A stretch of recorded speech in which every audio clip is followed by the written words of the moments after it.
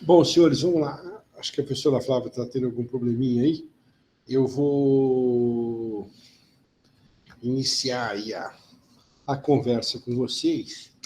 Então, nós tivemos aí 2 aulas. A primeira aula eu fiz toda uma exposição teórica, efetivamente, da base constitucional e da Constituição, efetivamente, da Justiça Desportiva.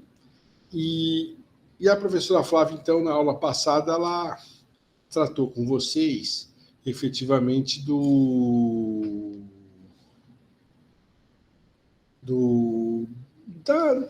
das comissões disciplinares, do processo, do rumo do processo, da procuradoria, enfim. Então, agora nós vamos tratar um pouquinho mais da atuação dos plenos dos tribunais de justiça desportiva e dos plenos do STJD, e eu vou falar um pouquinho sobre o pleno do STJD do futebol, trazendo aí com vocês algumas medidas aí que nós temos dentro desse contexto. Muito bem. Eu vou deixar livre para vocês irem me perguntando como quiserem, até porque é uma aula mais interativa e fica fácil para vocês entenderem. Então, vamos lá. No contexto, efetivamente,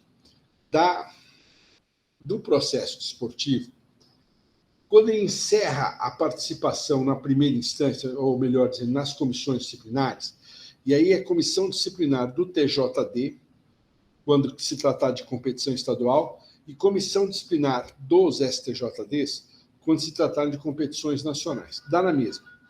Essa primeira fase de comissão disciplinar, ela é muito oral, é muito rápida, né? Aliás, as defesas são praticamente orais. Se vocês procurarem aí os grandes advogados que atuam na área, falam, me manda um modelinho de defesa, eles não vão nem ter, porque a defesa deles é toda no gogó. Eles vão lá, sustentam.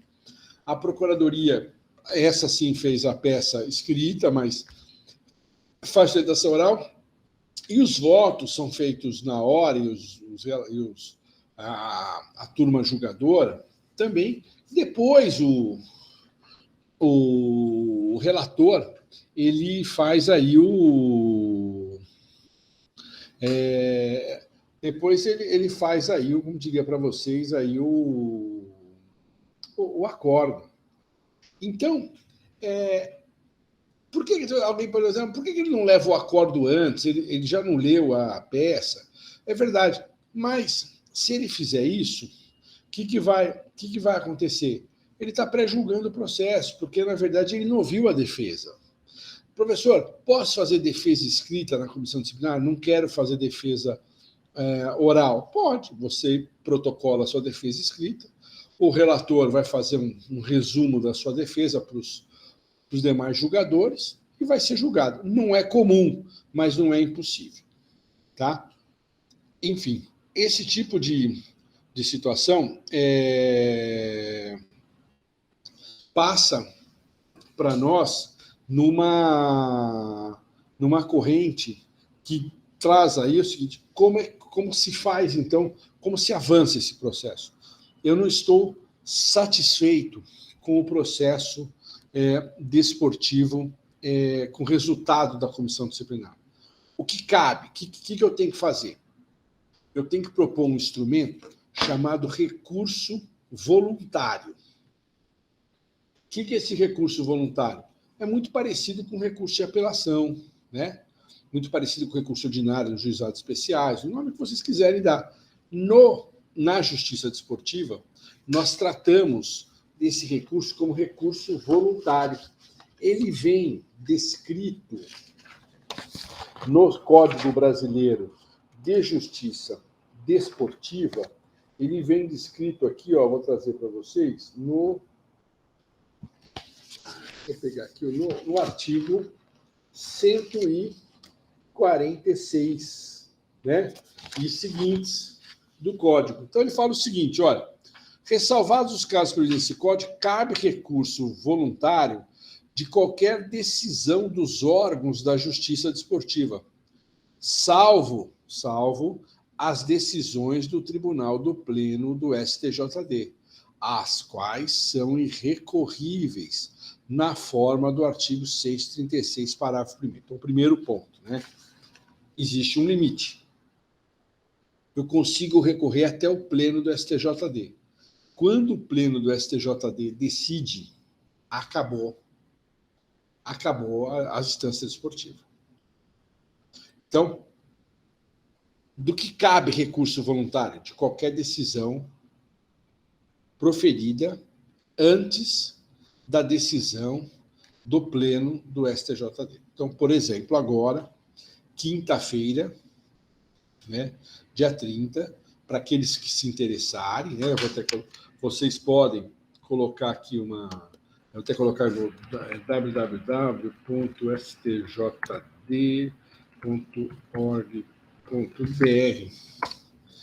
Se vocês entrarem nesse site, vocês vão ver efetivamente um edital, e do lado direito tem uma telinha, que lógico que não está ligada agora, que permite que vocês assistam a sessão. A sessão é pública. E, de certa forma, isso traz para a gente um fato interessante. Por quê? Porque essas sessões, elas permitem vocês sentirem um pouco a mistura do que é um julgamento, principalmente a nível de recurso, do que é um julgamento misto entre oralidade e forma escrita.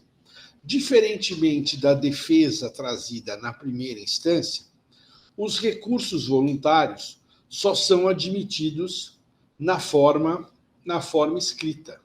Então, eu tenho um prazo para recurso. O artigo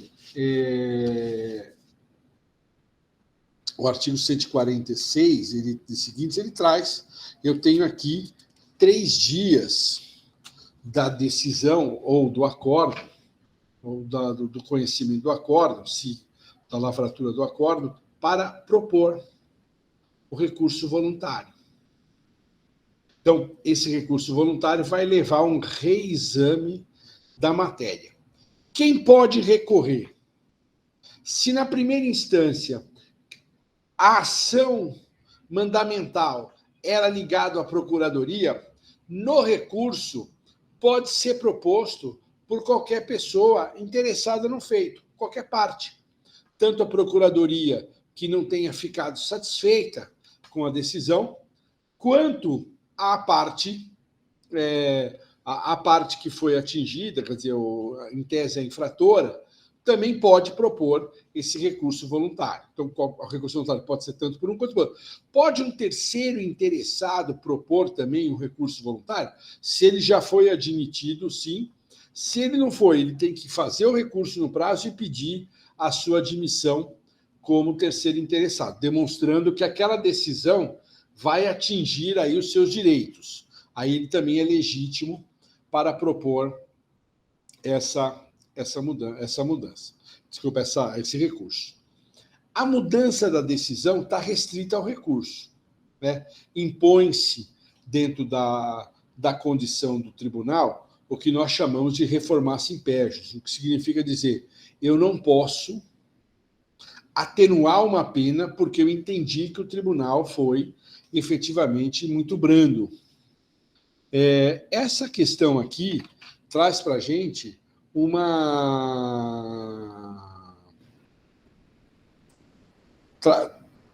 traz para nós um fato que se passa por determinadas situações. Por exemplo, já tiveram casos onde eu achava, por exemplo, que a punição dada pela comissão disciplinar lá no STJD era uma punição muito branda.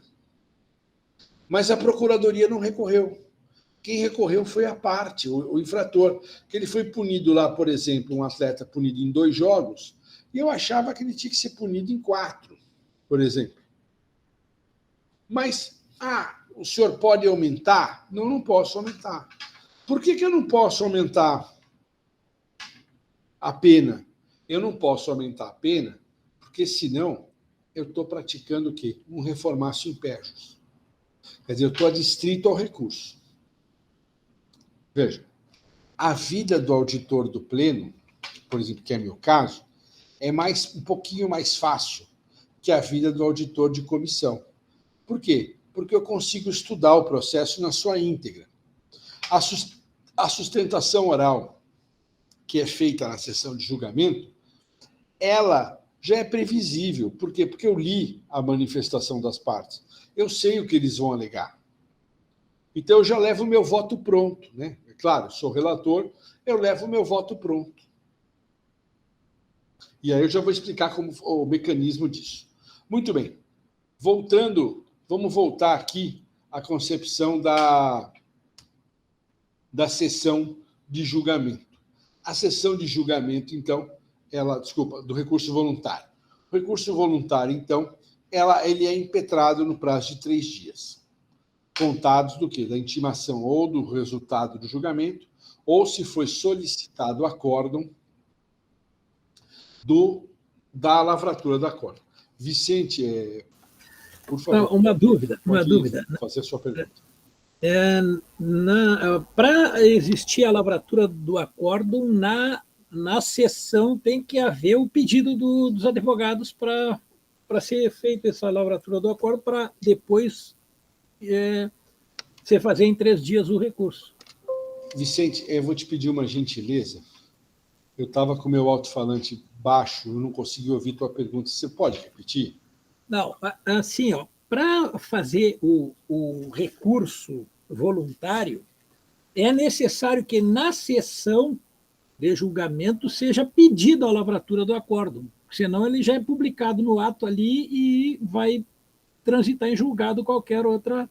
Não é assim que funciona. Você está me perguntando ou está afirmando? Não, eu estou perguntando se é assim que funciona. Não. Veja bem, a lavratura do acórdão, ela é solicitada ou não. Se ela não for solicitada, o prazo começa a correr naquela hora, imediatamente ao julgamento. Se ela for solicitada, o prazo começa a correr para recurso após a lavratura do acórdão. Perfeito, obrigado. Quer dizer, o fato de você não pedir a lavratura do acórdão não inibe o seu direito de recorrer. É que normalmente é mais fácil para você recorrer, é mais fácil você ter o acórdão. Mas já aconteceu do camarada, do advogado não pedir, é um advogado novo. Até porque, às vezes, tem casos que a parte foi, na primeira instância, sem advogado, e depois constituiu o advogado. Então, isso acaba dizendo. No STJD de futebol, uma resolução da Corregedoria Geral, ela determina que as comissões disciplinares lavrem acórdão independentemente do pedido da parte. Tá? Muito bem. Então, eu faço o recurso.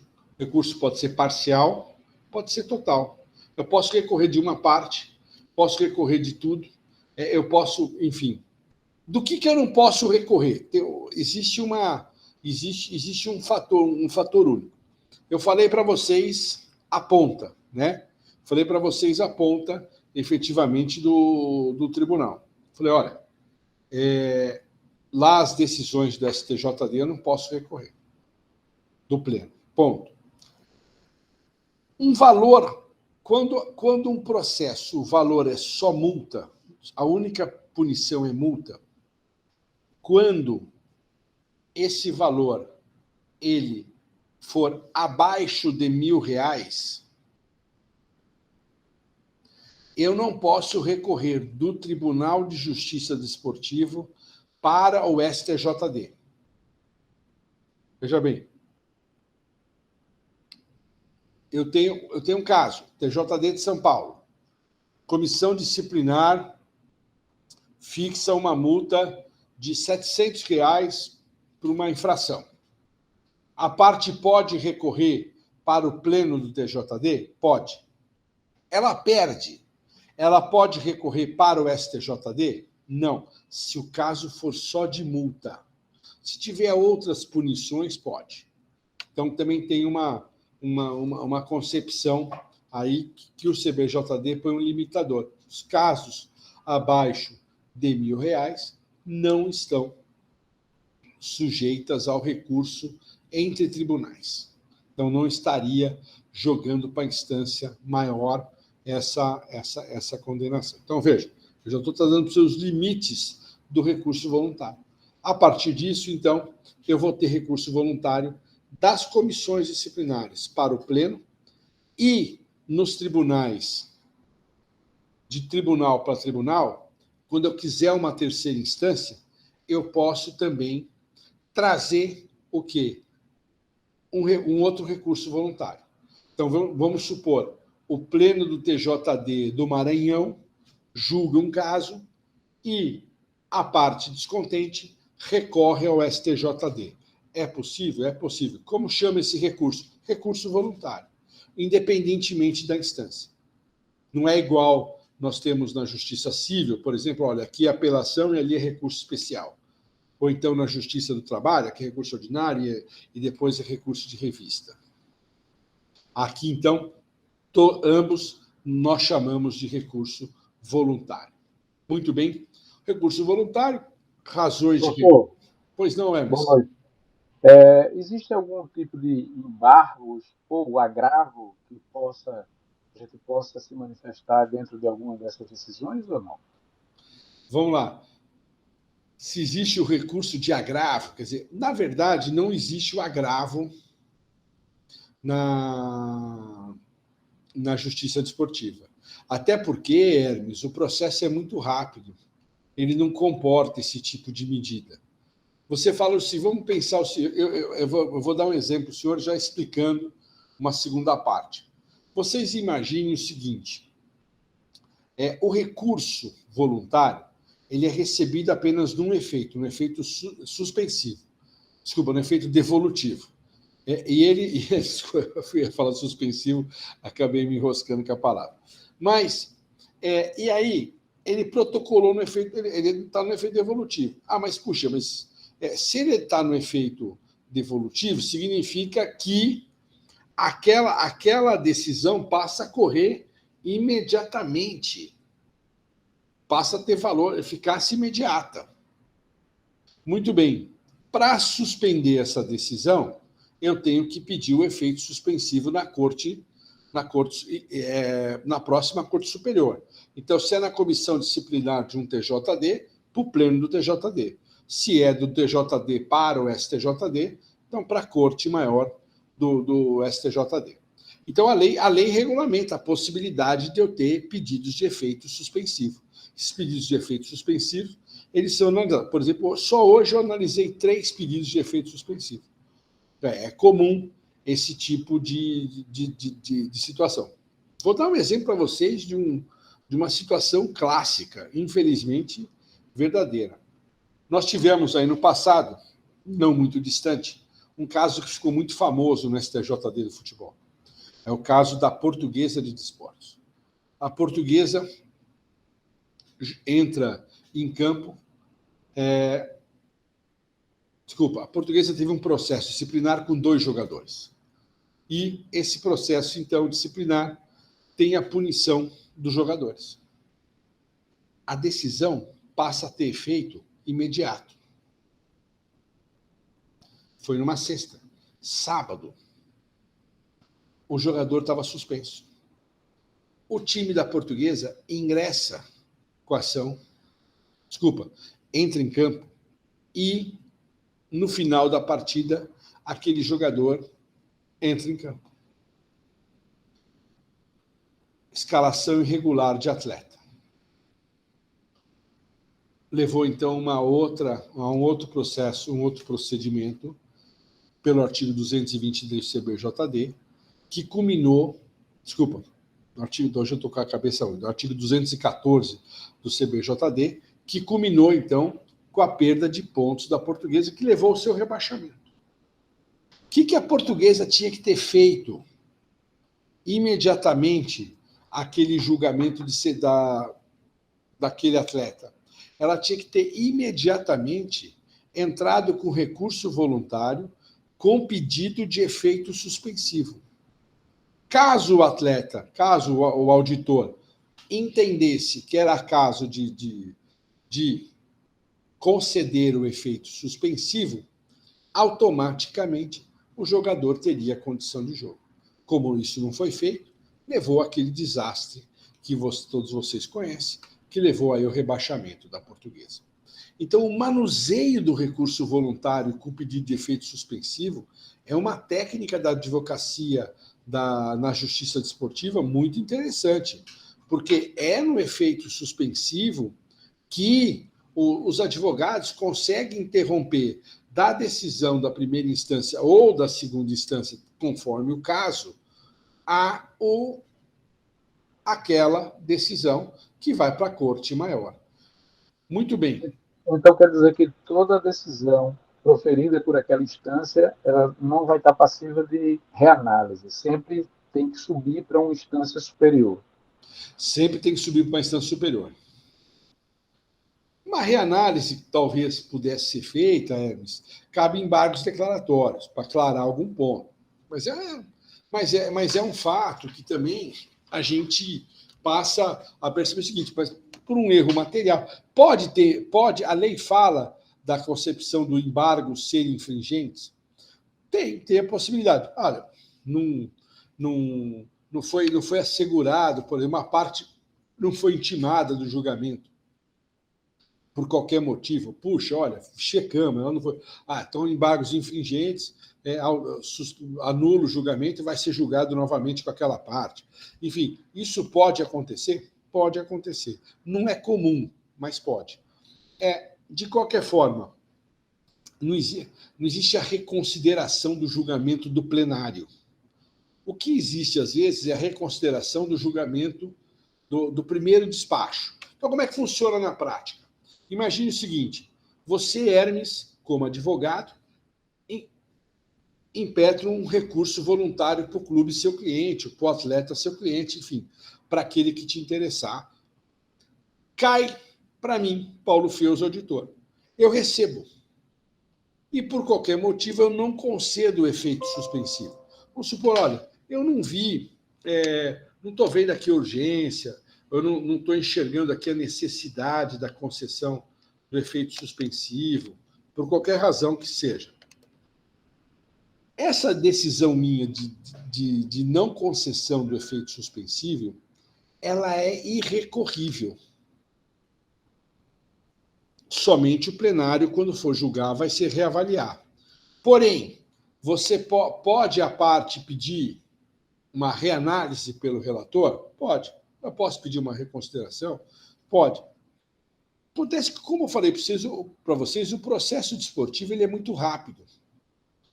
Então, de uma decisão proferida por mim hoje, de uma concessão ou não de um efeito suspensivo, para um julgamento, eu estou falando algo em torno de 15 dias, no máximo 30. Então, o que significa dizer, dependendo do efeito daquilo que foi concedido ou não, ele não vale a pena a pessoa, não valeria a pena ter uma nova medida, porque isso conturbaria o processo. Se vocês forem ver o processo civil, o processo penal, o processo trabalhista, vocês vão ver que o que conturba o andamento do processo são os incidentes. São questões incidentais. Grava. Né? Mandar segurança. Então, veja, é isso que, de certa forma, passa a ter para a gente aí um fator que possa ter, então, um fato que venha aí trazer aí um atropelo. Mas, vamos lá. O que diz, então, o artigo 147 da lei? Como é que se processa esse pedido de efeito suspensivo? Quais são as hipóteses? O artigo 147, ele deixa claro, o recurso, se ninguém pedir, ele é recebido no efeito devolutivo. Não, eu quero uma liminar, eu quero uma tutela antecipada, eu quero algo que aconteça. Por exemplo, hoje eu despachei um processo que era um recurso tinha um recurso voluntário com pedido de efeito suspensivo, eu não vou dizer o nome ainda, mas, enfim. Mas tinha lá, um dos pedidos era a suspensão de um campeonato. Eu não achei razoável suspender um campeonato. Até porque o processo merecia ali uma adoção de provas. Tal. Porém, eu determinei o quê? Que o campeonato continuasse, mas ficasse glosado. Como assim glosado? Olha, federação, você não proclame o campeão, você não entregue troféu, você não entregue medalha, você não faça isso até a gente julgar, porque pode ser que, no decorrer do processo, venha alterar a decisão. Mas, professor, por que o senhor faz isso? Porque, às vezes, se eu parar um campeonato, para que esse campeonato volte e com calendário e tudo mais, é muito mais complexo do que eu mandar jogar novamente. Porque se eu tiver que voltar e dar direito a uma determinada equipe para que ela possa jogar novamente, é mais fácil eu acomodar 2, 3 partidas que faltam do que um campeonato inteiro que está rodando. Então, isso tem estrutura, isso aí tem patrocinadores, tem uma... Então, você tem uma responsabilidade social sobre suas decisões, né? Você tem que sopesar sobre suas decisões. Mas, muito bem. O que diz, então, a lei? E eu vou pedir, Vênia, para os senhores para ler para vocês o que diz o artigo. Eu acho que fica mais fácil, porque ele é bem acadêmico. Eu vou ler aqui para o senhor. Então, aqui, o artigo 147A, ele fala o seguinte: poderá, e aqui, então, poderá significa a critério, né? Poderá o relator conceder efeito suspensivo ao recurso voluntário em decisão fundamentada, desde que se convença da verossimilhança. Mais uma vez, verossimilhança parecer verdade. Das alegações do requerente. Quando a simples devolução da matéria puder causar prejuízo reparável ou de difícil reparação. O que significa dizer? Bem simples. Praticamente é o que nós temos no CPC, quando se fala de tutela antecipada. Olha, eu vou poder receber. Eu percebi que parece verdade o que está sendo falado, e se eu não fizer isso agora, vai ser de difícil reparação, até porque o processo esportivo é muito rápido. Aí vem assim, olha que interessante como a lei, o CBJD, ele traz para a gente essa questão do recurso. Não se considerar efeito suspensivo a que se refere a este artigo quando da sua concessão decorrer grave perigo de irreversibilidade. Ao contrário, então ele joga uma responsabilidade para o auditor julgador do seguinte: olha, presta atenção, você pode conceder, mas se você conceder esse efeito suspensivo e depois as decisões finais for outra e for impossível também voltar atrás, é melhor você não conceder. Então é isso que a lei nos traz. Parágrafo 2º. A decisão que conceder ou deixar de conceder o efeito suspensivo a que refere este artigo será irrecorrível, mas poderá ser revogada ou modificada a qualquer tempo. Por quem? Pelo relator, em decisão fundamentada. Aqui nada mais é que o pedido de reconsideração. Então, aqui eu trabalho com o pedido de reconsideração, é a única medida que eu posso. E é o próprio relator que vai ter que se convencer que merece ou não esse pedido de efeito suspensivo. Muito bem. Então, essa primeira hipótese... Desculpa eu interromper novamente. Não, fique à vontade. Fique à vontade.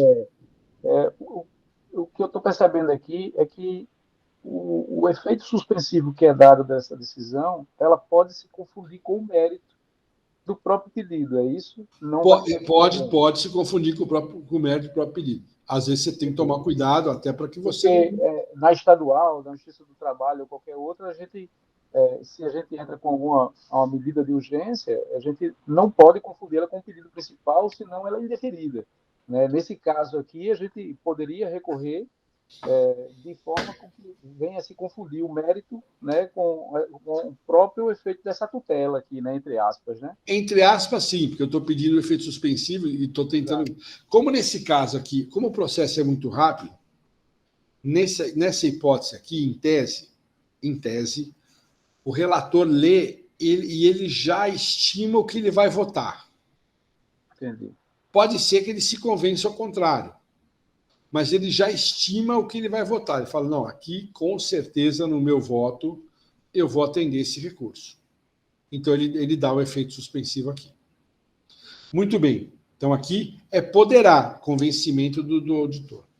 Aí, o 147B, aqui gera um pouquinho de questionamentos, assim, questionamentos, né, interpretações diferenciadas dos julgadores, que falam o seguinte, olha, o recurso voluntário será recebido no efeito suspensivo nos seguintes casos. Então, aqui ele fala, olha, recurso voluntário será recebido no efeito suspensivo nos seguintes casos. Esse será, ele é uma obrigatoriedade, que eu vou ter que receber no efeito suspensivo. Então, aqui são impostas. E tem um auditor que tem uma corrente, é minoritária, que ele interpreta como esse será, não como deverá. Esse será como uma possibilidade. Então, ele volta para ele de novo ao mesmo efeito do poderá. Ele acha que esse será tem a mesma semântica, o mesmo significado do poderá. É uma interpretação dele, enfim. E aí ele fala, eu não entendo dessa forma. Então, será recebido no efeito suspensivo nos seguintes casos. Aí, primeira hipótese, quando a penalidade imposta pela decisão recorrida exceder o número de partidas ou prazo definidos em lei, e desde que requerido pelo punido. Já vou explicar para vocês. Segundo, quando houver cominação de pena de multa. Então, vamos lá. Cominação, além da outra pena, tem a pena de multa. Então, nesse caso, a pena de multa, ela é suspensa. Então, eu guardo. Então, vamos supor, o clube X foi punido em uma perda de manda de 2 campos, mais R$5.000. Ele recorre. Os R$5.000, pelo inciso segundo, eu tenho que suspender. Desde que ele peça, né? Desde que ele peça. Caso contrário, ele pode ser cobrado já imediatamente. E aqui vem o inciso primeiro. Quando a penalidade imposta pela decisão recorrida exceder o número de partidas ou prazo definidos em lei, e desde que aquele pelo punido. Então, vamos lá. Se vocês pegarem a Lei 9.615/98, que é a nossa Lei Pelé, e vocês vão ver lá no capítulo de esportivo, vocês vão ver lá que quando o atleta for punido em mais que 2 partidas, quando alguém for punido em mais que 15 dias,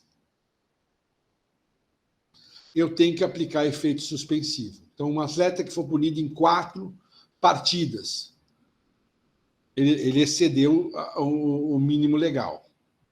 Alguém que for punido em 60 dias, ele excedeu o mínimo legal. Muito bem. Aqui geram 2 discussões que vocês vão ver, decisões diferenciadas, e eu falo para os senhores aí qual a minha corrente. Alguns auditores, talvez a maioria deles, entendem que se um atleta for punido em 4 partidas, por exemplo, quando se pede o efeito suspensivo com base no 147B1, ele vai ter o quê?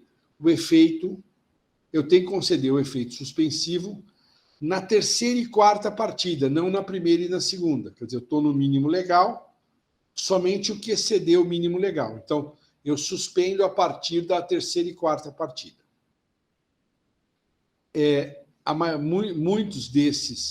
Muitos desses auditores pensam assim.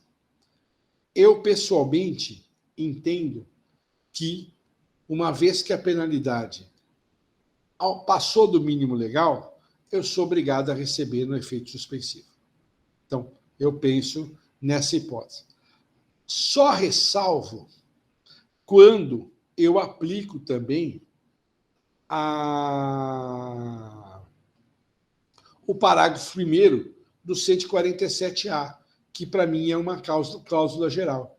que é aquela questão que, se eu aplicar o efeito suspensivo, pode ser que eu estou dando uma irreversibilidade geral no processo. Então, quando uma situação não se amolda à concessão daquilo que tiver. Aqui o parágrafo primeiro, por que aquela dúvida vem trazendo aqui esse fato? Porque o parágrafo primeiro desse artigo fala o seguinte, olha, o efeito suspensivo que nos refere no inciso primeiro apenas suspende a eficácia da penalidade naquilo que exceder o número de partidas ou prazo mencionado no inciso primeiro. Então, quer dizer, a lei fala, ela dá duas informações. Então, aqueles que seguem literalmente o inciso primeiro, eles fazem exatamente aquilo que eu falei para os senhores. O parágrafo segundo fala o seguinte, o efeito suspensivo do inciso segundo apenas suspende a exigibilidade da multa até o trânsito julgado da decisão. Então, fala da multa, que é obrigatoriamente aí a gente traz. O efeito suspensivo que se refere a este artigo aplica-se a qualquer recurso voluntário interposto para qualquer órgão judicante distributiva, independentemente da origem da decisão recorrida. Então, eu tenho então esse recurso voluntário, é o nome que dá da primeira para a segunda instância, da segunda para a terceira instância, quando é o caso. Quando não tenho terceira instância, eu julgo da primeira para a segunda. Duas possibilidades de aplicação do artigo 147, o A, quando eu estou no livre exercício da verossimilhança, da razoabilidade, e o B, nas hipóteses efetivamente legal. Da decisão da concessão de efeito suspensivo, não cabe qualquer tipo de recurso. Muito bem.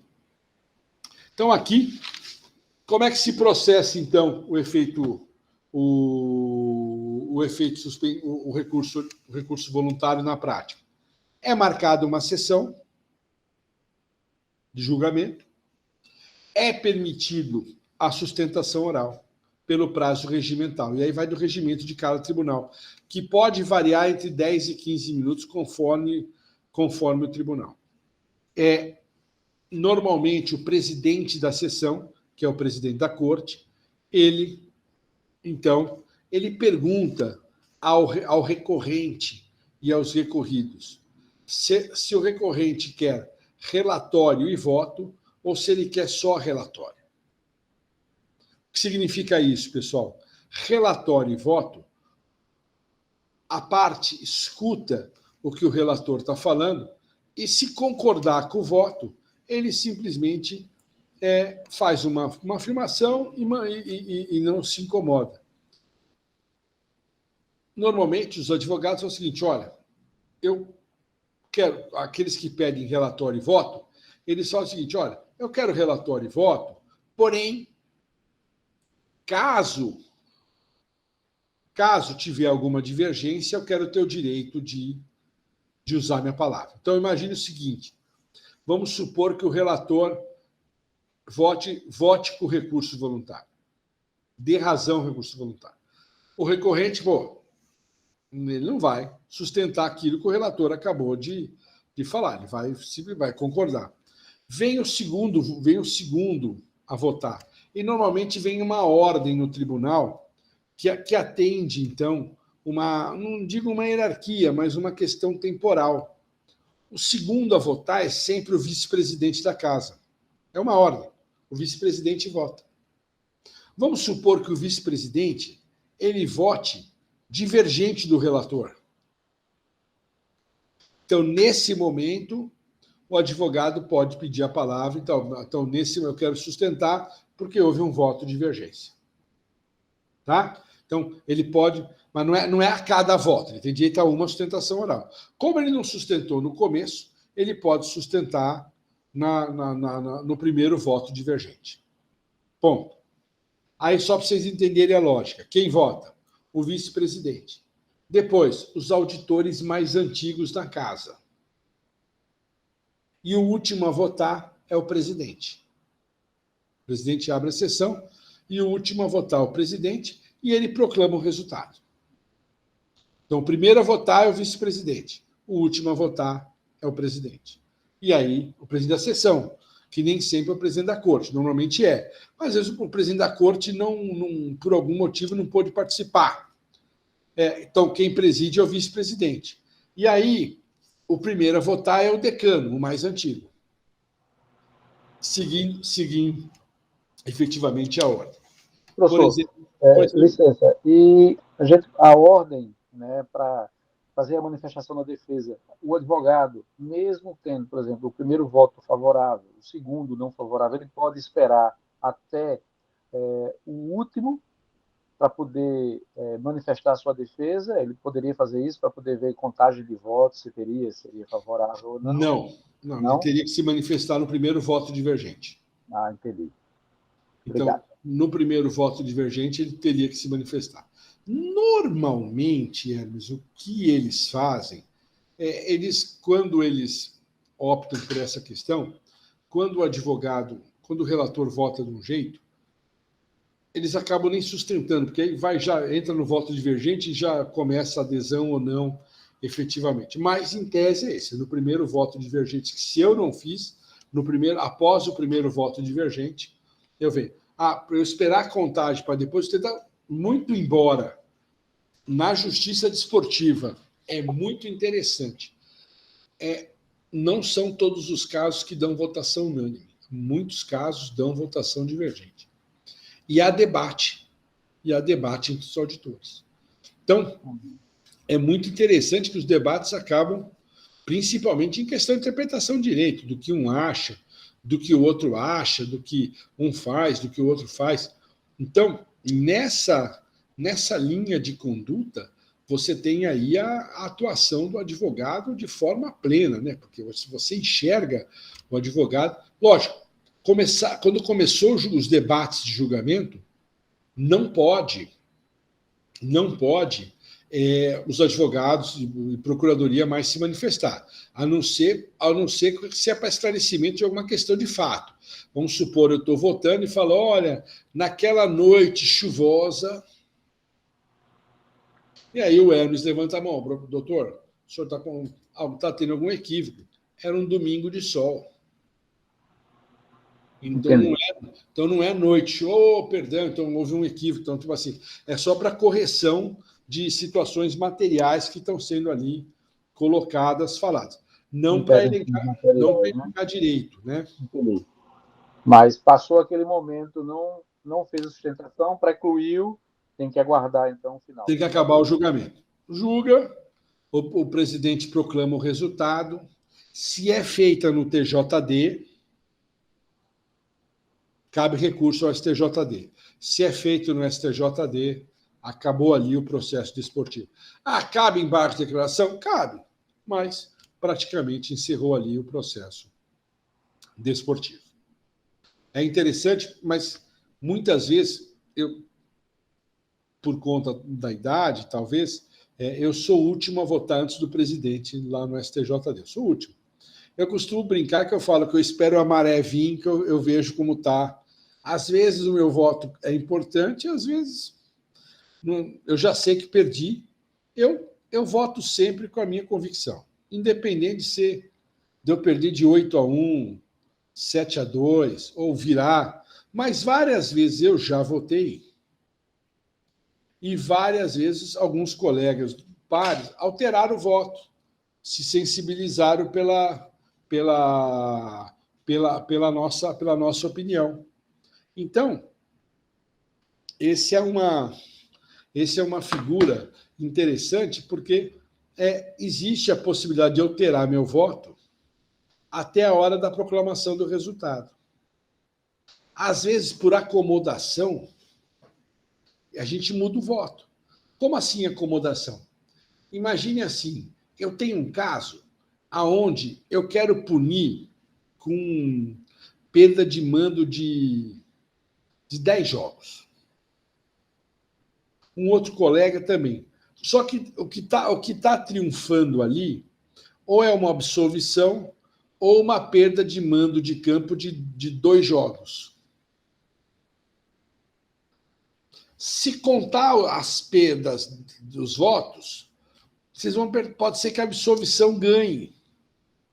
Porque se você separar perda de 10 jogos, uma corrente, perda de 2 jogos, outra corrente, e absolvição, outra corrente, pode ser que a absolvição ganhe. Então, eu percebendo isso no final, antes da contagem, antes de proclamar o resultado, eu vou aderir, então, à corrente de 2 jogos. Por quê? Porque eu prefiro punir por 2 jogos do que deixar ele absorver. Então, às vezes, a gente faz essa percepção natural. O auditor faz isso. Por quê? Para que possa aderir, porque a minha intenção era punir e não absorver. Não com a dosimetria proposta, mas dentre uma coisa e outra, é melhor eu ficar, então, com aquela segunda possibilidade. Muito bem. Então, o recurso voluntário, então, é julgado, é lavrado o acordo para os efeitos jurídicos, do TJD para o STJD, e o STJD muitas vezes lavra o acordo. Das decisões do STJD não cabe recurso. A decisão do STJD pode ser modulada? Pode. Então, no início da sessão do julgamento, por exemplo, se eu entender que aquele caso que eu estou julgando é um caso de modulação e que vai ter efeitos para outros tribunais, eu posso aplicar, eu posso pedir para que eu fale assim, olha, aproveitar que nós estamos aqui os 9 no pleno, acho que esse caso é importante, nós temos que modular. O que significa essa modulação, então, vai gerar súmula que vai transferir para outros tribunais da minha corrente piramidal. O que significa? Agora, é claro que corrente piramidal em tribunal de mandato é muito interessante. Por quê? Diferentemente dos tribunais do Poder Judiciário, que o mandato é vitalício, na Justiça Desportiva o mandato é por prazo. Então, eu posso entender uma coisa e o Ricardo, que está aqui nos ouvindo, pode entender outra, quando ele assumir no meu lugar. Então, daqui, por exemplo, o meu mandato termina em 2024. Em tese, eu posso ser reconduzido. Não sei se eu vou ser reconduzido, não sei se eu quero, não sei se vão querer me reconduzir. Enfim, até lá, tem muito chão pela frente, até julho de 2024. Vamos supor que eu não vá, não fique, e entre o Ricardo no meu lugar. Então, o Ricardo, ele pensa diferente de mim. Então, aquilo que foi modulado, aquilo que foi simulado, ele pode votar diferente? Pode. Ele vai fazer uma nova proposta. Ele vai ter que justificar, falar, olha, o tribunal conduzia assim, agora nós entendemos de outra forma. É possível isso? É possível. Muito bem. As decisões, então, do pleno do STJD têm um efeito para os outros tribunais, porém, a cada troca de mandato, a jurisprudência, em tese, na prática, tem que ser reformulada, tem que ser ou adaptada, ou, de certa forma, dar o acorde, ou não, eu concordo com o que o tribunal vinha julgando, ou então eu vou dar uma nova impressão. Por quê? Porque é tribunal de mandato. Muitas vezes eu já vi muitas pessoas falando o seguinte, olha, o STF tinha que ter mandato. É verdade. Talvez o único risco do mandato venha a ser esse. Talvez a mudança jurisprudencial a cada mandato, a opinião, porque nós estamos aí possivelmente aqui nós estamos em 19 na sala. Se eu perguntar um negócio aqui e fosse fazer uma votação dos 19, pode ser que em determinado caso os 19 votassem igual, mas pode ser que tivesse um caso qualquer aqui que nós teríamos aqui uma votação diferenciada. Vamos então. Imagine, não é matéria nossa do STJD, até porque é da Federação Internacional. Veja, a Federação Internacional do Atletismo deu uma decisão outro dia falando do transgênero. Olha, o transgênero não vai poder participar da competição de atletismo. Vamos supor que nós, todos aqui, tivéssemos que votar. Eu tenho certeza que dos 19 aqui nós teríamos opiniões diferentes. Podem ficar tranquilos que eu não vou fazer essa votação. Mas, com certeza, nós teríamos aí votações totalmente diferentes. Não só pelo sim, pelo não, mas como também pelo talvez. Olha, mas se fizesse assim, alguma solução mágica, pudesse também trazer esse tipo de situação. Muito bem, então essa é um primeiro momento do Tribunal Superior que fala efetivamente do recurso voluntário. Mas o recurso voluntário é só o recurso voluntário que se trata nos tribunais superiores? Não. Nós temos outras medidas que não são tratadas na primeira instância e são tratadas nos tribunais superiores. Então, o CBJD, que é o nosso códigozinho, ele traz aqui, códigozinho pode falar, né? O pessoal que escuta aí vai ficar bravo comigo. Nosso código, ele traz aqui algumas questões que são pertinentes a, efetivamente, somente ao pleno que julga. E o processo começa pelo presidente do tribunal. Esses processos que eu vou falar, todos eles, a primeira apreciação, principalmente liminar, é do presidente do tribunal. A primeira delas, talvez, é a mais complexa, que é a impugnação de partida, prova ou equivalente. Em que momento eu posso pedir a impugnação de partida? Então, a impugnação de partida ela é pedida quando eu identifico um erro de direito e não erro de fato. Então, olha o que diz o artigo 84. É um processo muito complexo. O pedido de impugnação deverá ser dirigido ao presidente do STJD ou TJD, conforme a competição. E assinada ou pelo impugnante ou pelo advogado, acompanhado dos documentos que comprovam os fatos alegados, a prova do pagamento de emolumentos, tal. E aí você tem que pedir ou a modificação do resultado ou anulação da partida, prova equivalente. Né? Olha que interessante. São partes legítimas para pedir isso daí, a impugnação, as pessoas naturais ou jurídicas que tenham disputado a partida. Então, qualquer atleta pode pedir. Ou o clube, a agremiação. O torcedor pode? Não. A mãe do jogador pode? Não, não pode. O time, um outro time, pode pedir? Não, está errado, isso aqui eu não quero. Então, isso, de certa forma, não tenha, que, de certa forma, não pode ser pedido. Então, a petição ela vai ser definida pelo presidente e pode ser indeferida por ele, que é a maioria dos casos. O que ele faz? Quando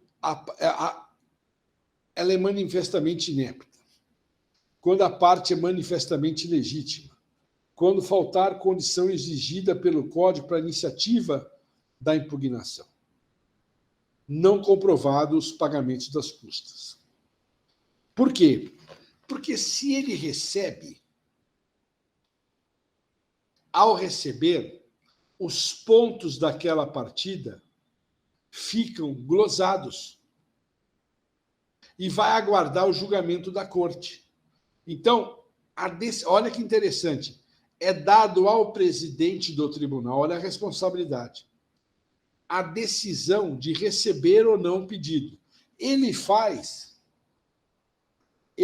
isso analisando o seguinte, olha, a maioria dos casos, tratou-se de erro de fato. O árbitro não viu o lance, erro de fato. O VAR deu informação equivocada, erro de fato.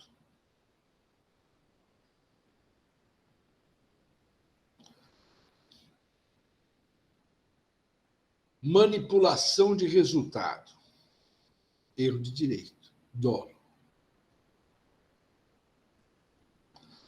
Então, estou dando exemplos para vocês, que eu me recordo da última vez que nós tivemos a impugnação de partida com efeito, foi na máfia do apito. O STJD anulou lá não sei quantas partidas do Campeonato Brasileiro. Torcedores do Internacional dizem até hoje que isso tirou o campeonato deles e passou para o Corinthians. Muito bem. Tirando essa brincadeira, o prazo para a impugnação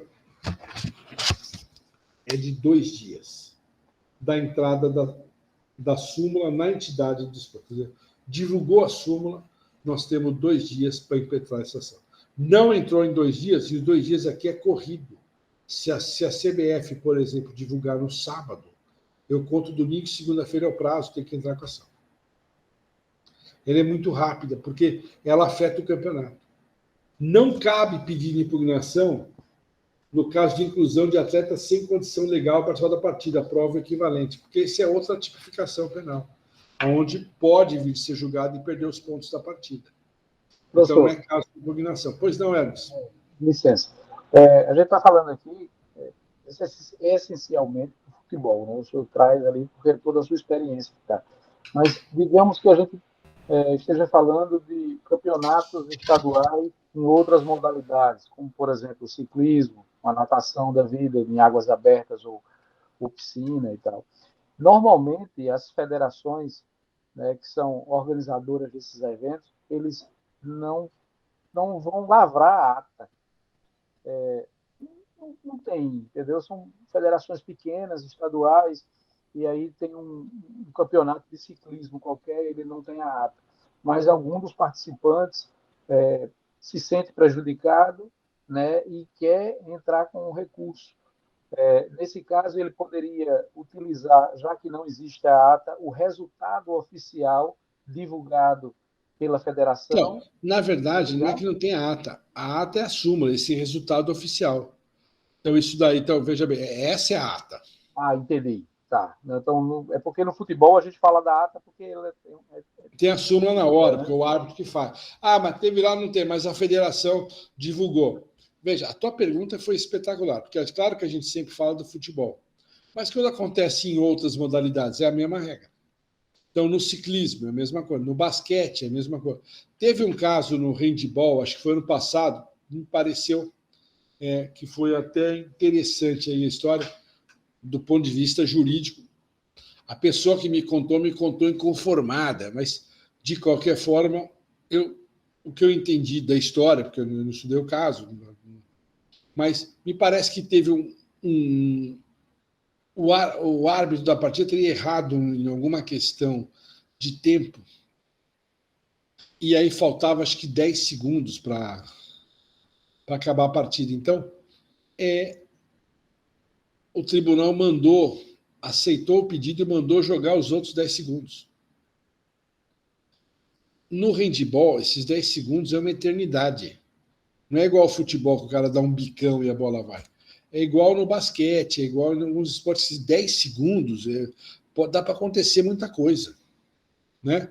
E aí, nesses 10 segundos, o outro time empatou, e aí esse que classificou, desclassificou, e aí essa pessoa que me contou estava revoltada, falando que achava um absurdo, mas acontece. Então, veja, eu tenho esse prazo de impugnação de partida é não só de partida, como também de torneio, prova ou equivalente, qualquer que seja aí a competição. É que a gente tenta jogar para o futebol. Pois não, Vicente?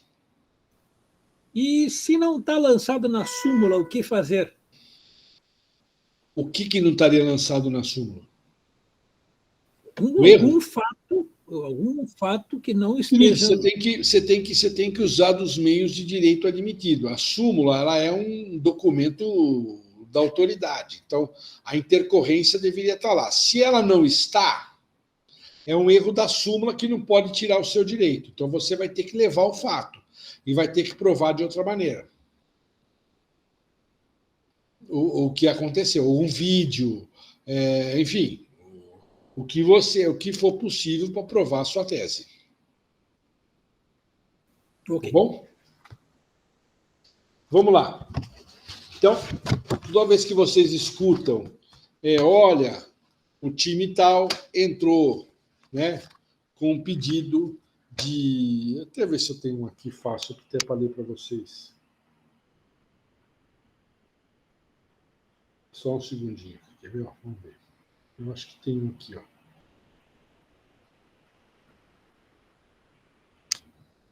Deixa eu abrir aqui o meu.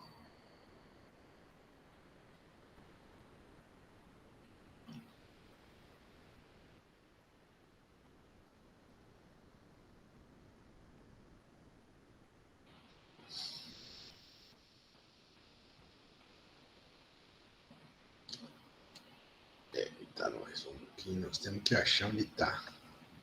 Eu tenho que pegar domingo aqui no Gauchão, no Gauchão de domingo aconteceu, no final da partida, um episódio com Inter, torcedores e jogadores do Caxias, enfim, que vai dar muito pano para a manga também. Né?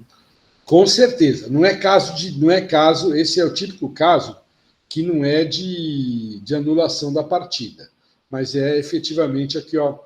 Aqui eu vou ler para vocês um caso aqui, ó, que saiu, está no site do STJD, portanto é público. Posso ler. Presidente, que é o presidente do tribunal, indefere impugnação do retrô. O presidente do STJD do futebol indeferiu nesta terça-feira, 20 de maio, o pedido de impugnação do partido solicitado pelo retrô. Em despacho, o presidente destacou que o erro do árbitro na marcação do pênalti em favor da equipe da Tombense pela Copa do Brasil foi um erro de fato e não de direito, condição exigida pelo CBJD para que seja recebido o pedido de anulação de uma partida. O voto dele fala o seguinte, aqui ele vem falar exatamente isso, e ele põe assim, ó, roga sim pela anulação da partida. A jurisprudência desse STJD já se sedimentou no sentido de que somente o erro de direito dá ensejo à admissão. Suposto erro aludido pelo clube autor, evidentemente se sucedeu por um erro de fato. O árbitro não desconhece um choque entre os companheiros da equipe, mas que não constitui falta. Se assim ocorreu e assim marcou, incorreu sendo o caso de um erro de fato. Pelo exposto, indefiro o exordial. A míngua dos resultados requisitos pela Constituição de Desenvolvimento da Demanda. Muito bem, então ele indeferiu. O que cabe agora? Caberia um recurso voluntário. Era bem discutível se cabia o recurso voluntário ou não, mas o nosso pleno julgou um caso do Vasco lá atrás, que entendeu que caberia recurso voluntário da decisão do presidente. Então, quando acontece isso, muitos clubes entram com recurso voluntário contra a decisão do presidente do tribunal. Tá? Então, olha, e aí o pleno vai julgar se era caso de erro de fato ou de direito, se isso efetivamente cabia ou não essa manifestação. Muito bem. Esse tipo de processo é o mais complexo que tem no justiça esportiva, porque ele envolve eu glosar a competição. Eu aceitar o processo, aqueles pontos estão glosados. Tá? Muito bem. O segundo processo, que corre somente no pleno, é o chamado mandado de garantia. Muito parecido com o que os senhores conhecem como mandado de segurança. Só que no STJD, na Justiça Esportiva, nós chamamos de mandado de garantia. Ele corre só no pleno. Quem recebe o mandado e analisa a liminar é o presidente do tribunal. Olha para você ver o poder que o presidente do tribunal tem dentro do contexto. Então, ele vem considerar-se-á mandado de garantia, sempre que legalmente ou com abuso de poder, alguém sofrer violação em seu direito líquido e certo, ou tenha justo receio de sofrê-la por parte da autoridade desportiva. Prazo para intermediação do mandado de garantia extingue-se decorrido 20 dias contados da prática do ato, omissão ou decisão. Então, veja, se no mandado de segurança eu tenho 120 dias, aqui eu tenho 20. Qual o artigo, professor? Oi? O artigo? 88. Então, quando eu tiver uma situação que eu tenho um direito líquido e certo, eu tenho, então, o mandado de garantia.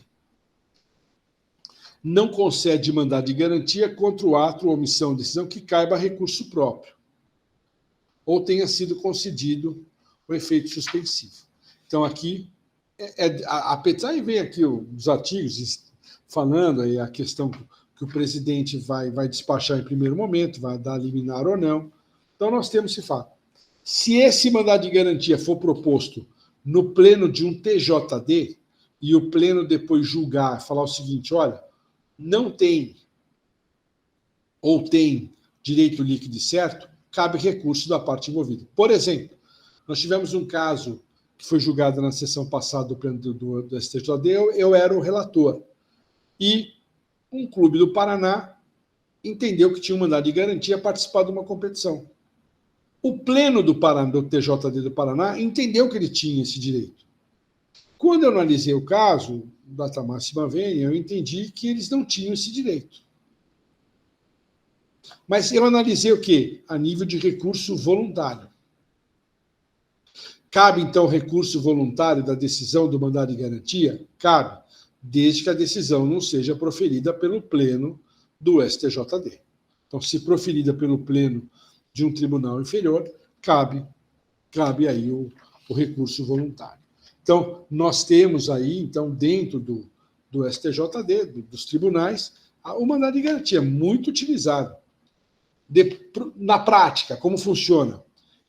Entrei com mandado de garantia, o presidente recebeu, ele deu a liminar, em seguida é passado para um relator. Esse relator, em tese, poderia alterar a decisão do presidente para sim ou para não? Numa circunstância fática, sim. Via de regra,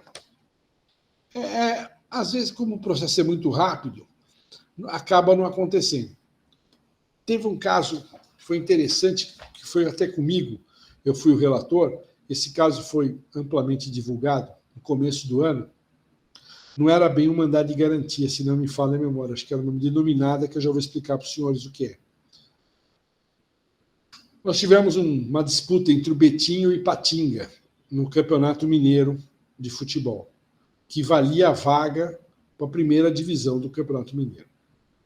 O Betinho vai para o tribunal com uma medida inominada, se não me falha a memória, para pedir um efeito suspensivo do Campeonato Mineiro, enquanto o TJD não julgasse o processo efetivamente que ali tivesse naquele caso. Então,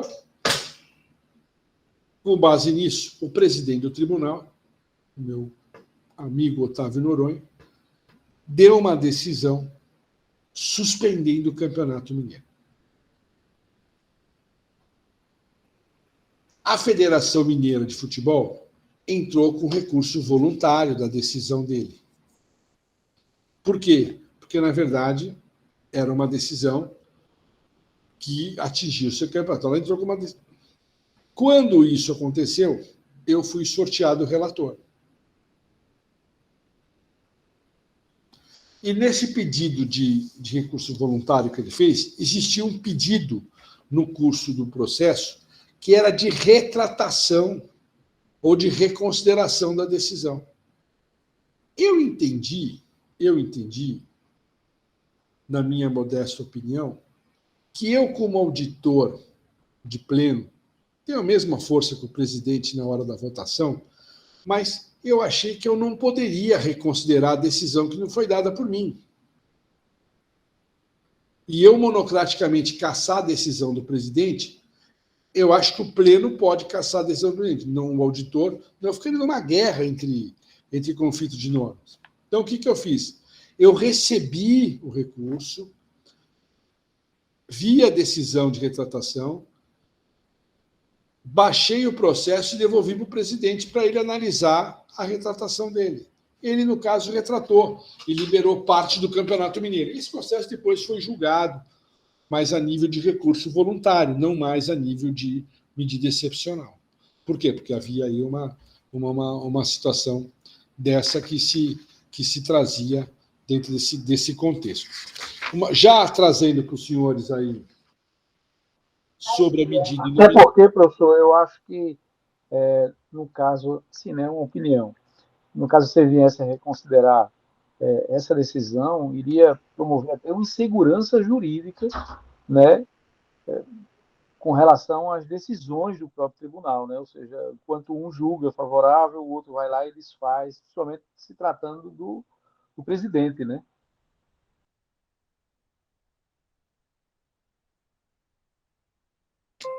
Até porque foi dado ao presidente o poder dele decidir sobre esse fato, né?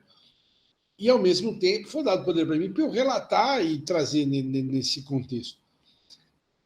Se eu faço isso, realmente eu geraria ali um conflito de competência, de hierarquia, não era o caso.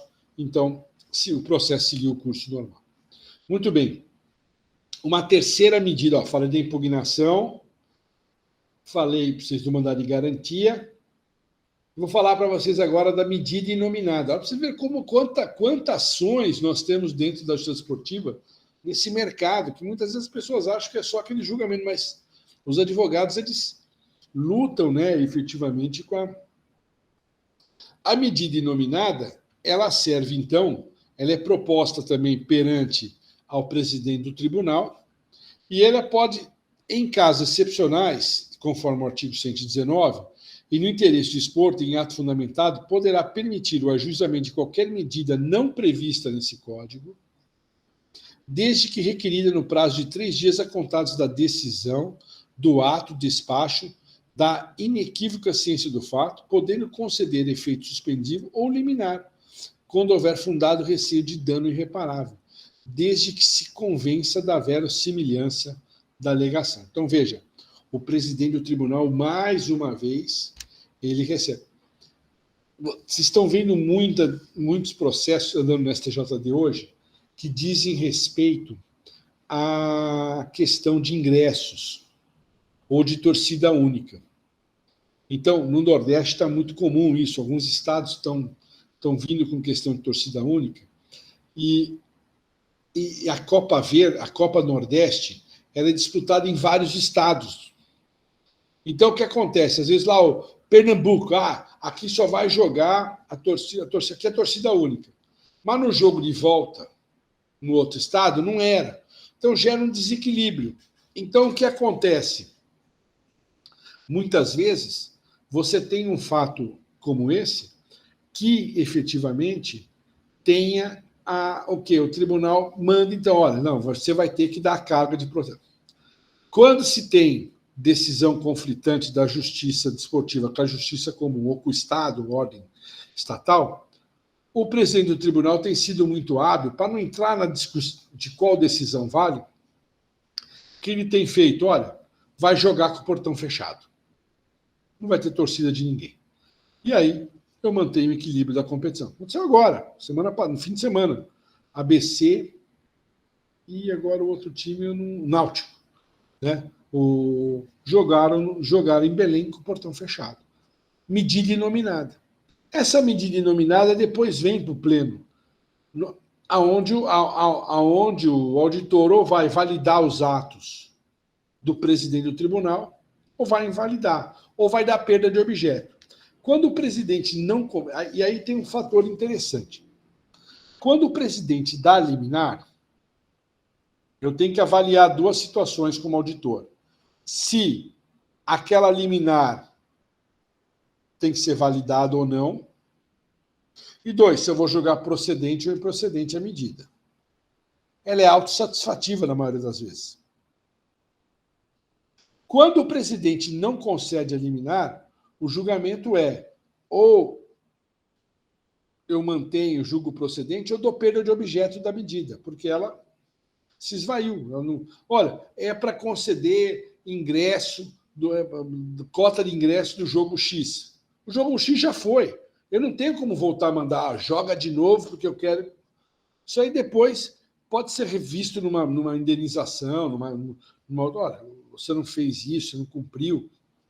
Enfim, esse tipo de situação. Então, a medida inominada ela serve para qualquer situação que não seja objeto de mandado de garantia, que não seja objeto de recurso voluntário, que não seja objeto do quê? De anulação de partida. Olha que interessante. Eu tenho um requisito. Quer dizer, nas medidas que não previstas no Código, mas que elas merecem uma urgência, eu vou entrar com mandado de garantia. E aí eu vou entrar com medida nominada. E aí eu tenho prazo de 3 dias para que isso aconteça. Decorreu o prazo de 3 dias. Às vezes, alguns advogados, eles são bons advogados, eles brincam entre o mandado de garantia e a medida nominada. Quando passou o prazo de 3 dias, eles tentam enquadrar aquele fato como direito líquido e certo para entrar no prazo de 20 dias. Bom advogado, consegue transformar isso num direito líquido e certo. Olha aqui.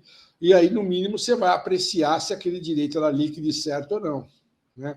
Do que eu estaria efetivamente tratando aquela decisão.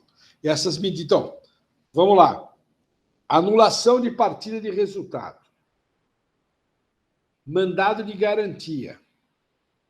Medida inominada só são julgadas pelos plenos, ou dos TJDs ou dos STJDs. Não são julgados nas comissões disciplinares. Cabem recurso, todas elas, toda vez que se tiverem proferidas pelo tribunal, pelos TJDs, para os plenos do STJD. Caso contrário, não vai caber mais nenhum tipo, efetivamente, de recurso. Ainda nessa linha, nós temos aí parecido, aí já começam a ser situações mais, hipóteses menores, parecidas com a ação rescisória, nós temos aí os casos de revisão, que também só podem ser julgados pelo pleno do tribunal. Então, quais são os casos? O artigo 112, ele fala, quando a decisão houver resultado de manifesto erro de fato ou de falsa prova. 2, quando a decisão tiver sido proferida contra a literal disposição de lei ou contra a evidência de prova. 3, quando após a decisão descobrirem provas da inocência do punido ou de atenuantes relevantes. Acontece muito isso, nós já vimos 2 casos disso. Uma pessoa teve aí um resultado e a outra não, nesses casos de manipulação de resultado, porque essa pessoa a justiça joga muito rápido. Então, ela pune a pessoa. Depois, a pessoa é absolvida no processo criminal. Não é absolvição por falta de prova, mas a absolvição mesmo, a absolvição pura. Ele é absolvido. Ele fala, puxa, eu fui absolvido lá. Ele vem aqui e fala, olha, por favor, reanalise as provas aqui. Então, ele vem pedir. Quem julga esse caso de revisão é tão somente o pleno daquele tribunal, o pleno do tribunal que transitou em julgado aquela decisão. Se foi uma decisão de uma competição estadual, os TJDs, se for de uma competição, se for proferida pelas comissões do STJD, que vai julgar essas medidas. Nós temos mais 2 fatos, que aí tem a transação. Eu sei que a Flávia comentou com vocês alguma coisinha sobre transação. A transação disciplinar, ela é um fato interessante. Ela tem uma previsão no Código nas hipóteses que a transação é permitida. Em alguns outros casos, a transação não é permitida. No STJD do futebol, nesse período agora, talvez de acomodação, o Código de 2009, nós estamos dando uma flexibilizada em alguns casos por entender que talvez seja mais útil uma transação do que uma punição, na tentativa de saber se aquilo vai ser melhor ou não, efetivamente, para o futebol. O tempo vai dizer se nós acertamos ou erramos. Mas a transação, ela é proposta pela Procuradoria, aceita pela parte infratora e só pode ser homologada por um relator do pleno. Então, é matéria exclusiva do pleno. Eu não preciso levar na plenária. Um auditor do pleno sorteado tem competência, efetivamente, para processar e homologar a decisão. Então, você tem aí alguns casos que a gente homologa as decisões. Teve um caso interessante e é interessante a transação, porque a transação tem um fator benéfico para a sociedade. Eu converto em pena de interesse social. Se vocês buscarem no STJD no final do ano passado, notícia, vocês vão ver que o STJD doou não sei quantos milhões, né, efetivamente, para ações sociais, que era a conversão da pena de multa, que foram as transações efetuadas. É escolhida uma entidade e aquele valor, então, parte da multa paga, parte do valor arrecadado, ou de cesta básica, efetivamente é dado para aquela entidade. nós tivemos um caso que foi interessante, que foi uma transação que, sobre um fator, sobre um canto homofóbico, que em tese não poderia. Você pegar na letra da lei, não poderia. Mas o relator foi muito sensível. Ele entendeu que a punição não estaria trazendo efeito. Ele achou que... O que ele fez? Ele fez duas inovações muito interessantes. Ele admitiu como amicus curiae, admitiu um amicus curiae de uma entidade de proteção LGBTQ+, quer dizer, a sociedade civil vindo, a Procuradoria do STJD, e eles fizeram uma transação de um caso que ouviu, que foi Grêmio e Cruzeiro, que ele envolveu os dois clubes, uma no primeiro momento e outra no outro, onde os clubes teriam que fazer uma série de ações sociais durante um período.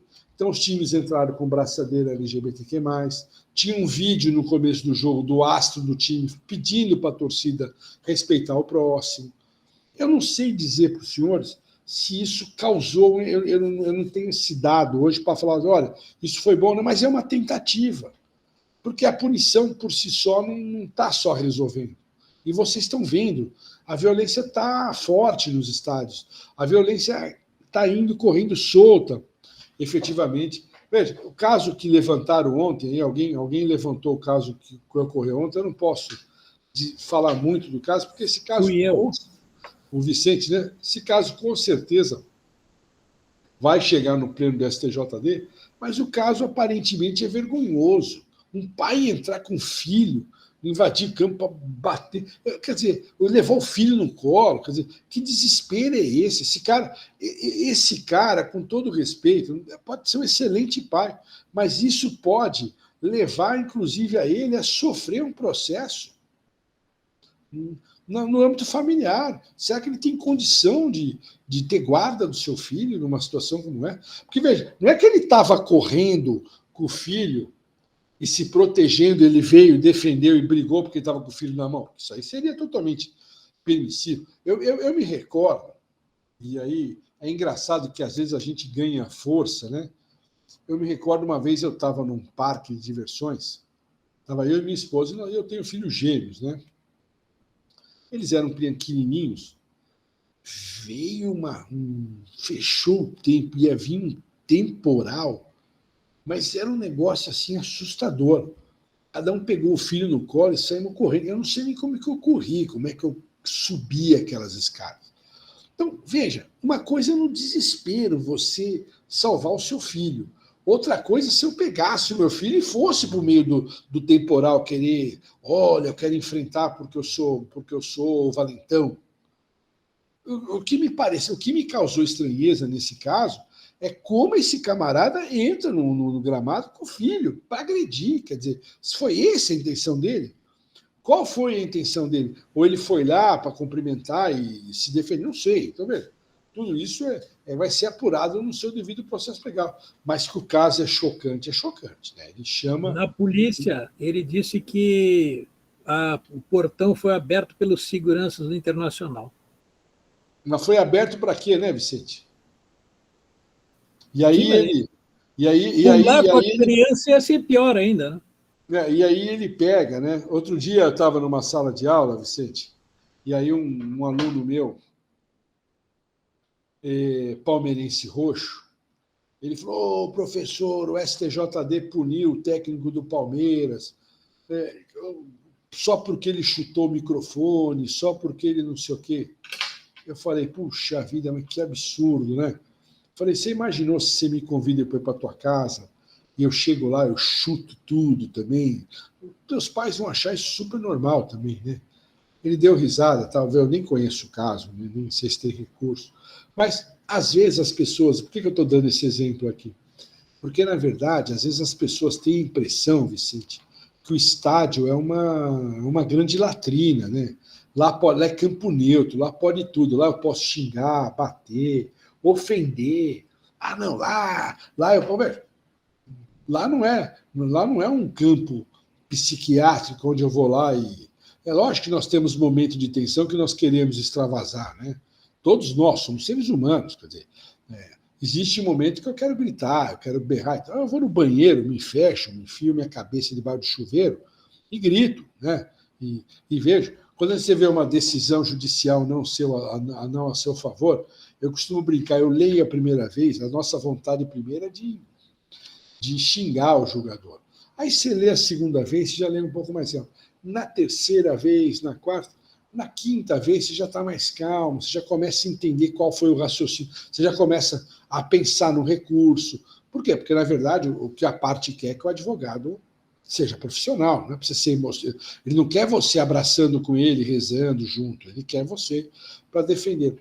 Mas essa parte emotiva das pessoas dentro do estádio é muito ruim, porque elas acabam trazendo aí fatores que são...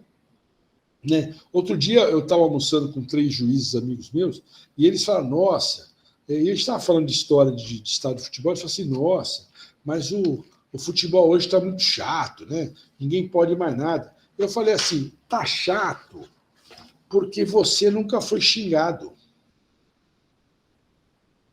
Porque se você tivesse sido xingado sempre, se você fosse o ofendido sempre, você não ia achar gostoso.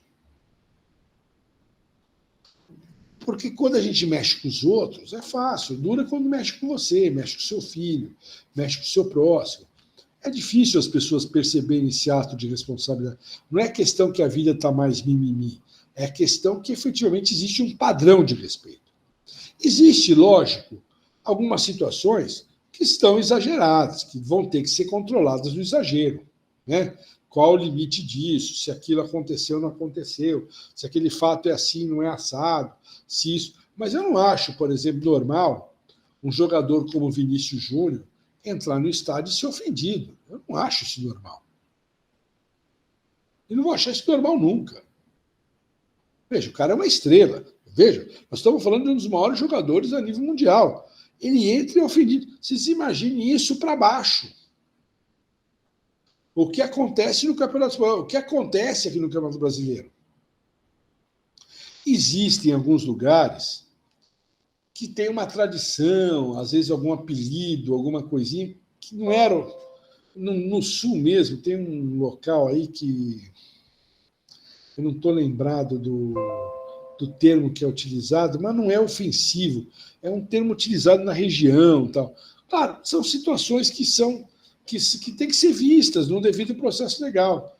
Mas, de certa forma, nós temos que pensar como isso vai ser colecionado. Que exemplo nós estamos dando? Veja, o futebol hoje, o basquete, o vôlei, o esporte, esses competitivos que a gente assiste na TV, todos eles são atividade econômica. Todos eles são exemplos, todos eles são levados a nível social, a nível daquilo que a gente pode efetivamente, enfim, cantar. Professor, deixa eu só fazer uma pergunta agora. Fique à vontade. Você me falou na transação, quem tem a prerrogativa é só o procurador ou a outra parte também teria a possibilidade de propor já uma transação? Veja, propor pode propor, mas a transação ela depende do aval da Procuradoria. Se a Procuradoria não quiser a transação... Sim. Imagina assim, se eu, Paulo, sou auditor, quero a transação, você é o procurador, você não quer, e o Vicente é a outra parte, ele quer, eu não posso decidir pela transação.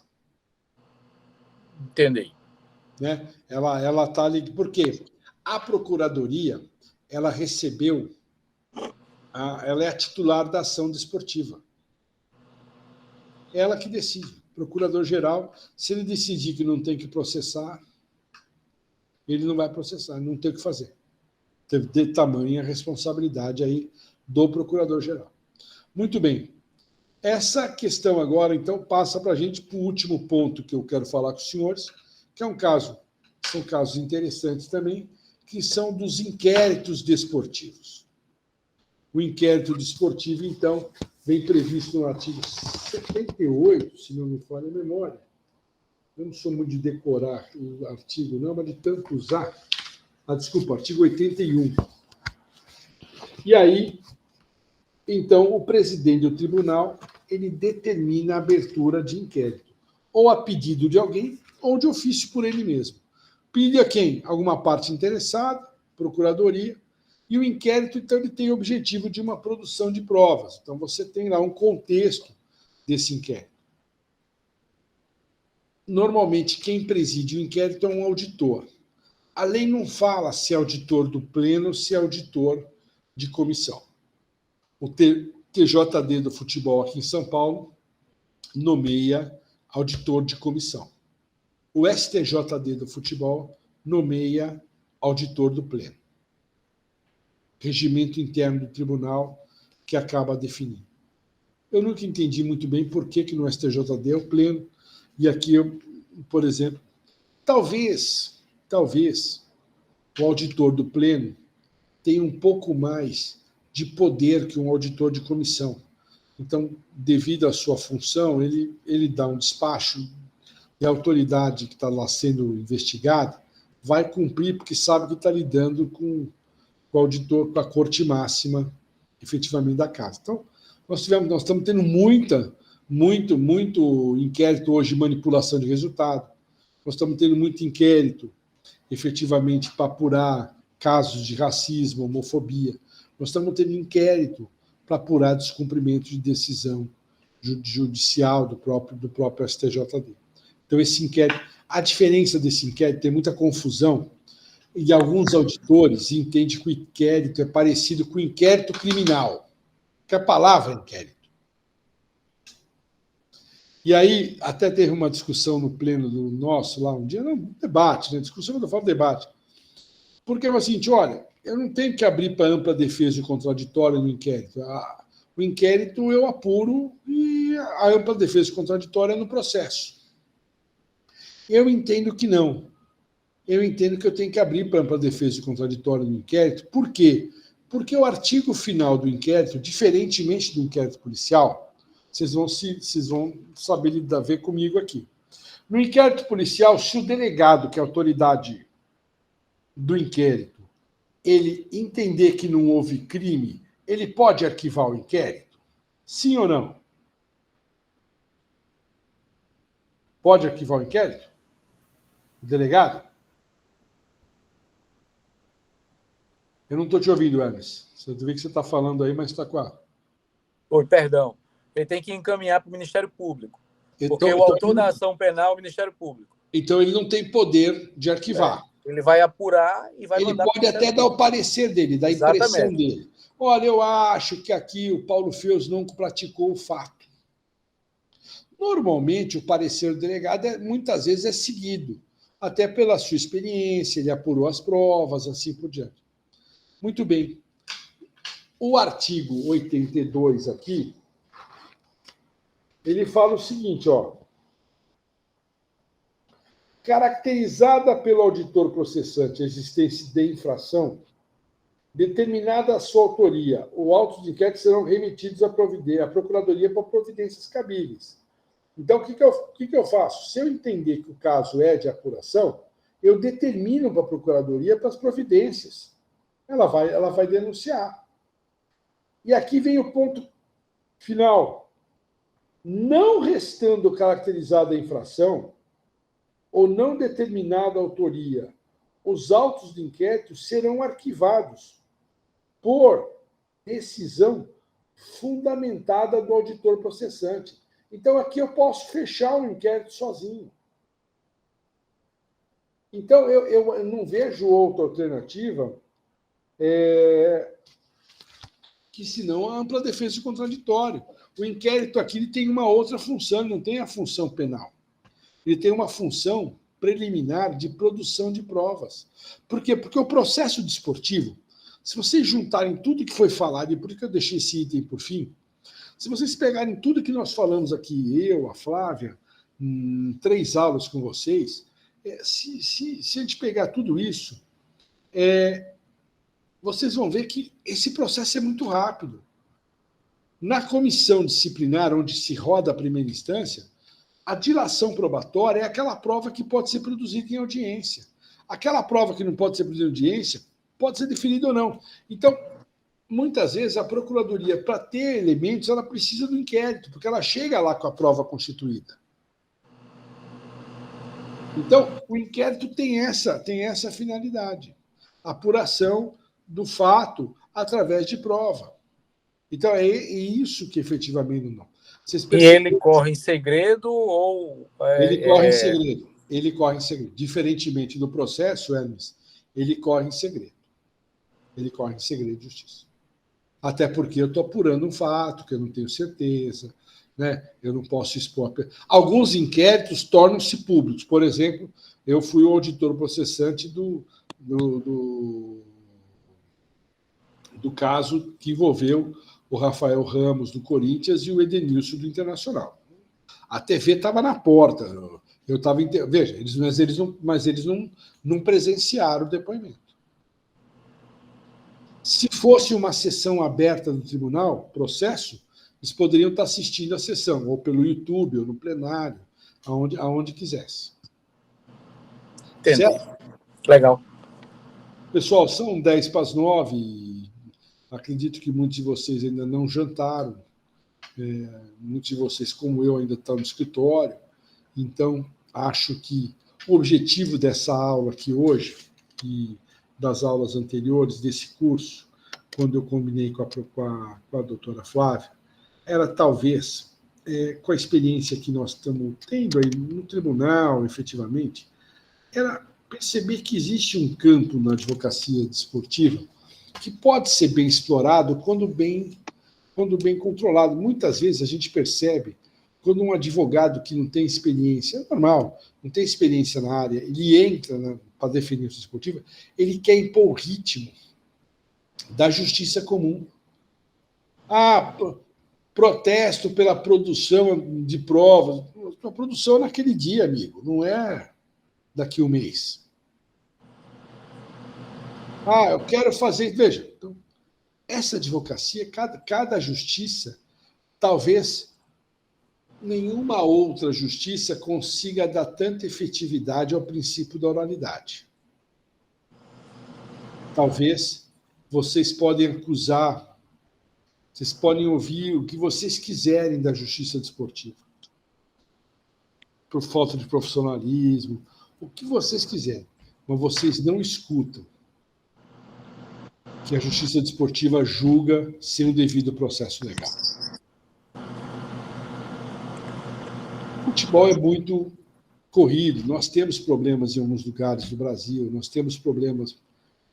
É claro que nos grandes centros a imprensa fica mais em cima, então ela se torna um mecanismo de controle natural, como acontece no judiciário também. Enfim, Hermes, quer falar alguma coisa? Não, professor, não. Obrigado. Enfim, então o objetivo era esse, era passar para vocês uma ideia, como nós temos aí uma advocacia. Eu não sei aqui quem de vocês já atuava, quem não atuava, quem conheceu agora, uns talvez sabiam mais ou menos. Então, se alguém que já atuava e pode não concordar com alguma coisa que eu falei, fique à vontade, peço vênia, estou dando uma interpretação minha, efetivamente, para o código. É interessante porque, às vezes, os advogados, tem advogados muito bons que atuam lá no STJD, e, às vezes, eles trazem uma forma de pensar diferente daquilo que você estava trazendo. É curioso, e formam até jurisprudência, porque, às vezes, eles criam um caminho que a gente não tinha pensado. Veja, eu não estou lá para pensar, para abrir caminho, estou lá para julgar. Quem tem que pensar para abrir caminho é o advogado, às vezes não tem defesa, ele cria, né, uma defesa. E aí é interessante, porque eu acho que, como é uma justiça que ela é, em tese, julgada por advogados, na sua grande maioria, também por delegados, algumas vezes, há um grande respeito pelos direitos da classe. Há um grande respeito ao colega que está lá, naquele momento, sendo advogado. Porque, na verdade, nós muitas vezes nos vimos também naquele momento. Curiosamente, né, eu sou professor há mais de 25 anos. Então, você imagine falar, mas eu costumo dizer que microfone é uma metralhadora na mão da pessoa. Você fala 5 minutos, eu posso falar 1 hora, ninguém vai tirar o microfone da minha mão. Mas julgar, a minha vida sempre foi como advogado. Julgar e tudo mais. Então, isso, curiosamente, eu vou confessar para os senhores aqui um fato. Eu mudei, aí veio também a pandemia, que foi uma coincidência de eu ter assumido a pandemia. Eu mudei a minha forma de sustentação oral pessoal na minha atuação como advogado depois que eu comecei a julgar na justiça desportiva. É interessante, tipo assim, não é que eu comecei a ser mais objetivo, eu comecei a ser mais curto, talvez mais perceber, olha, não florear determinadas ações que não mereciam. Então, esse tipo de situação passa para nós aí uma experiência que também a gente transcende para outras áreas. Eu estou como julgador, mas sou advogado, né?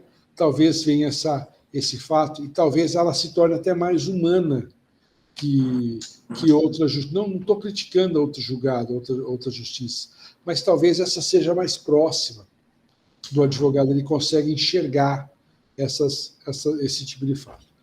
Agradeço aqui à Escola da Advocacia, né, efetivamente, por essa oportunidade, que faço em nome da equipe do ESA, que está sempre dando suporte para a gente. Olha, a Escola da Advocacia de São Paulo, ela é um show, porque a gente consegue dar essa aula para vocês, os meninos estão aí acompanhando a gente. Essa aula podia ser presencial, eles estariam lá no auditório. E nós optamos até para mudar, porque como esse sistema aqui era híbrido, e quando a gente viu que tinha muito mais inscritos virtuais do que presencial, até para a qualidade da aula, a ESA falou, não, vamos só para o virtual, até porque a gente consegue agregar todo mundo aí, efetivamente. Então, eu quero agradecer a escola, quero agradecer a todos vocês por estarem aí conosco, aí, perdendo aí o tempo de vocês, essas 2 horas. Vocês poderiam estar no shopping, poderiam estar em casa jantando, vocês poderiam estar fazendo qualquer coisa, a não ser ficar me ouvindo aqui, efetivamente. Então, só tenho a agradecer a todos vocês. Dá para deixar o telefone para nós, professor? Posso deixar meu celular para vocês. Quer anotar? Quer que eu ponha no chat aqui? No chat. Cadê o chat? Deixa eu achar o chat. Acho que o chat está aqui. Obrigado. Eu não sou um dos melhores, assim, cara da informática, não. Vamos lá, eu vou deixar 11 971 33 6878.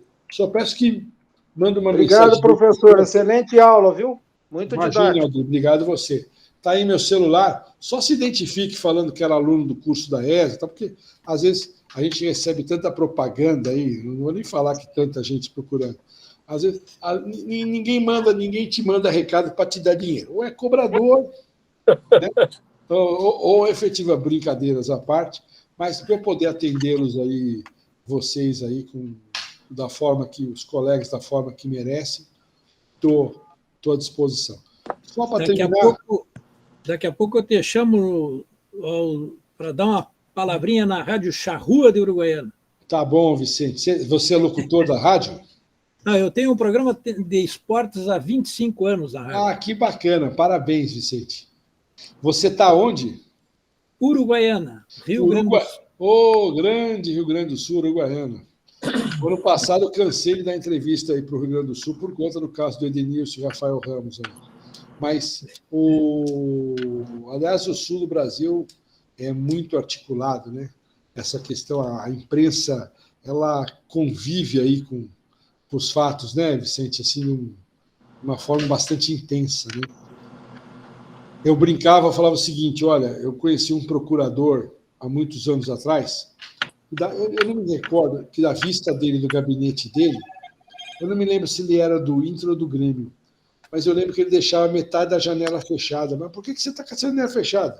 Porque eu não sou obrigado a olhar aquele negócio ali. Ele falava assim, então eu acho que era o antigo Olímpico, acho que tinha uma visão da Procuradoria, se não me fala, você me corrija se eu estiver errado, mas eu acho que tinha uma Procuradoria que tinha uma visão do antigo Olímpico, E ali o cara, eu deixo fechado aqui para eu não ver, porque eu sou Inter. Quem chegar com gravata azul aqui não entra na minha sala.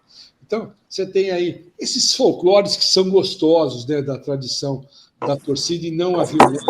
Claro que ele recebia todo mundo que chegasse com camisa azul, vermelho, claro, era uma forma carinhosa dele brincar efetivamente.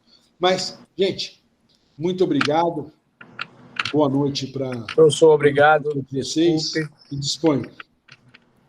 Tchau, tchau, professor. Boa Forte noite. abraço, então. Valeu. Obrigado. Obrigado. Tchau, Tchau. obrigado. Abraço, até logo. Tchau, tchau.